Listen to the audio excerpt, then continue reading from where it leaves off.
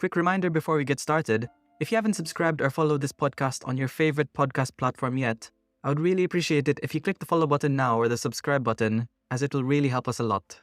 So in this episode of Recovery Snippets, I speak with Mallory Page, a food freedom dietitian, and I've been following her since her YouTube days when I was a student dietitian, and she was just sharing so many lovely tips, and it's so great to see where she is now. In this episode, she talks about her struggles with orthorexia, which is the obsession with clean eating, and it must have been really difficult for her as a dietitian when everyone's keeping their eyes on her, and she was actually struggling with this obsession with clean eating, orthorexia. So in this episode, she talks about some practical and actionable steps you can do right now if you struggle with the idea of good versus bad foods or orthorexia. Steps you can take right now to recover and find food freedom, not let food dictate every single move you make, control your life, have 24/7 food thoughts, and so much more. So let's listen to Mallory. That is something that's so key with orthorexia, and you have to really add in all foods because most people will say, "Oh, well, I don't like those foods," but you don't even know what you like at that point. I mean, I literally convinced myself I didn't like anything that wasn't quote unquote healthy. So that's a huge part of the process. Also, taking break from exercise is huge. That was also really challenging for me.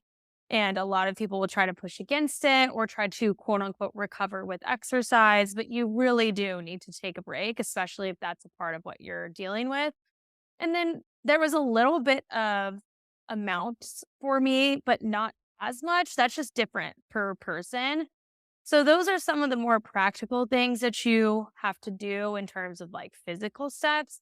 But then there's also a lot of the mental work that you have to do, addressing why you're using food and exercise as a coping mechanism, understanding what it is that these things are providing to you, and how for me, it was a lot of coping with my past traumas. It was trying to bring myself a sense of being enough through trying to be perfect, quote unquote, at everything. There were so many things that intersected with it that are a little bit less tangible, but still equally as important as the physical steps too.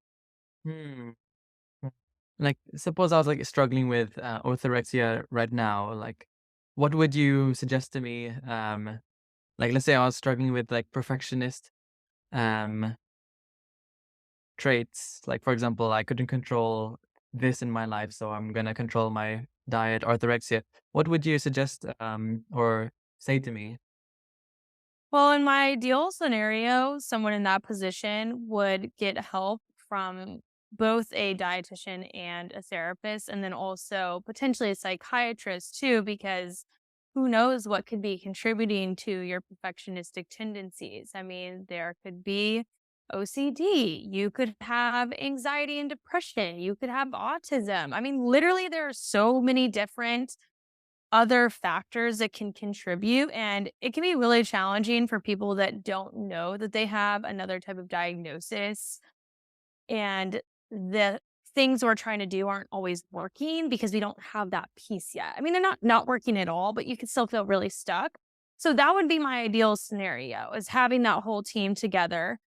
Now, is that always realistic? Unfortunately, no, because not everybody can do that. So I think that my realistic steps for anyone, if they don't have the funds to work with people, would be to take a survey of your habits and try to be as objective as possible, or bring on someone in your life that can help you to be objective and think about when something brings you distress. So, for example, you were talking about like chicken, broccoli, and rice earlier. That doesn't have to be an orthorexic meal, but if you feel like you eat something that's not chicken, broccoli, or rice, or something that doesn't fit your quote unquote rules, and you get distressed, that's a sign that it's not healthy for you. So, writing down all of those things, taking a survey of them, and then piece by piece, trying to implement goals that are realistic and tangible to take those rules down one step at a time. And also at the same time, ideally be working on the mental side and replacing that stuff with other coping mechanism, mental tools, all of that type of stuff. So I know that sounds very overwhelming, which is why it can be helpful to do it with someone that can walk you through it. But that is the process that you would go through in order to heal. It's not so fancy, it's just challenging and can be long and arduous. Mhm. And, like, even with, like, psychology and counseling skills, like, there's something to be said about, like, journaling